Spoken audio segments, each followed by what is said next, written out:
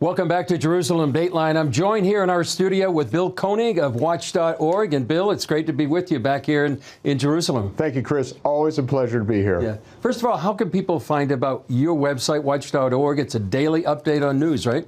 Yes, our website address is watch, WATCH.org,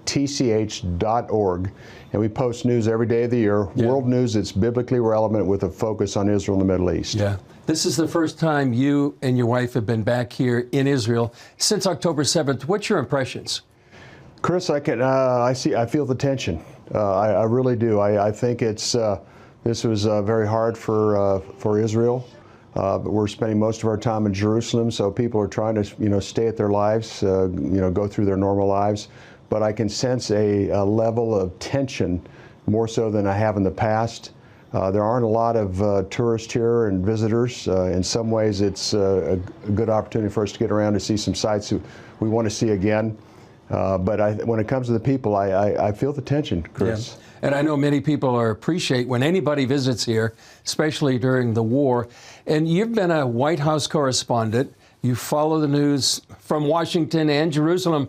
Tell us your impressions about how the Biden administration is really, ever since the beginning of the war, really put pressure on Israel.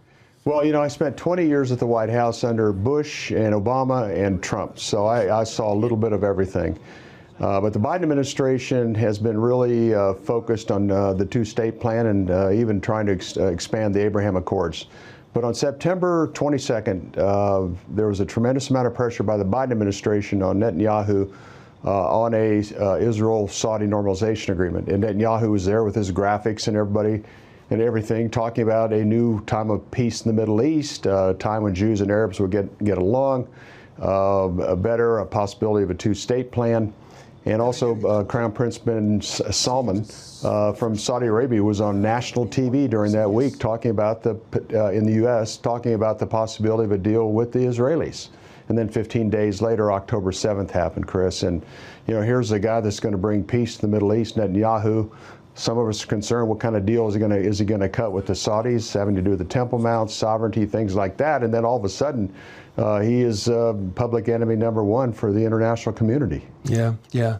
You talk a lot about that connection between how the U.S. puts pressure on Israel in your book, Eye to Eye, that you keep updating.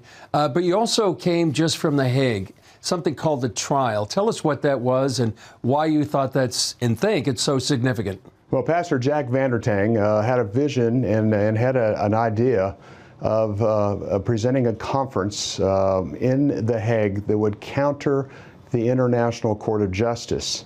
In 2022, the International Court of Justice asked the nations to come up with their official position on this land that they consider Palestinian, that Israel was the occupier. So about 53 countries submitted their perspective on the land, and they were going to release it in 2023, and they didn't. So what we did is a conference to counter the International Court of Justice. We had Andrew Tucker give the legal, I gave the biblical and also the consequential of the land of Israel, the biblical right that Israel has to this land, and also what happens when people, presidents or world leaders attempt to divide the land back to the eye-to-eye thinking. And it was powerful. It was 2 days, and we created a decree, the one-page decree that's very solid biblically, that pointed to Israel's right to all of this land, the covenant land, and that they were not occupiers. And then on Thursday, July 4th, Jack Vandertang and a bunch of us went to the Peace Palace, where the International Court of Justice operates out of, and presented the decree to the Secretary General's office.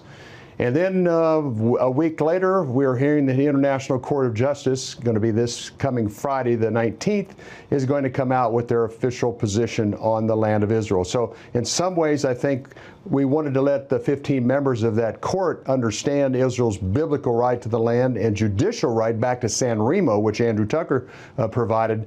And that you all are on the wrong path, that this land is for the state of Israel, and Israel has the right to this land. So it very likely could have been a catalyst to force the International Court of Justice to make their public opinion. But Jack's been in contact with the office. He's still trying to meet with other members of the court.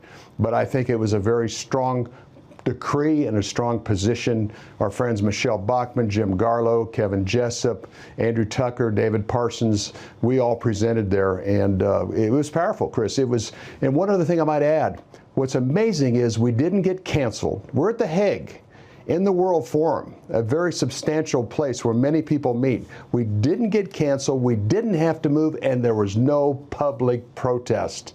The intercessory prayer for the trial was phenomenal, and we were thankful.